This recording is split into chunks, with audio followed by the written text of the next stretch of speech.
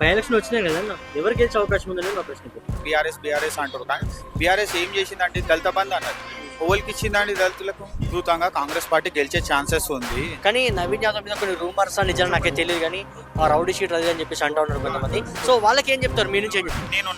నేను మంచోని, నువ్వు చెడ్డోనివి, నా దిక్కెళ్ళి నవీన్ అన్న నాకు సపోర్ట్కి వస్తే మీరు ఏం చేస్తారు, గొడవ అవుతుంది. ఆ గొడవ అయినంత వల్ల రౌడీ షీటర్ అయిపోతారా? శాంతియుతంగా మాట్లాడతామంటే ముంగోటోడు ఒక కమెంట్ చేసినప్పుడు ఇతను కూడా తిరిగి అటాక్ చేయాల్సి వస్తుంది. ఇప్పుడు అట్లా చెంప మీద కొడుతూ ఇంకో చెంప చూపిస్తే నవీన్ అన్న సైలెంట్ మనిషి అంటాడు. అదే నువ్వు తిరిగి వాళ్ళకు జవాబు చెప్తేనే కదా లీడర్ అంటారు. అందరినీ కాపాడుకుంటూ వస్తేనే లీడర్ అవుతాడు.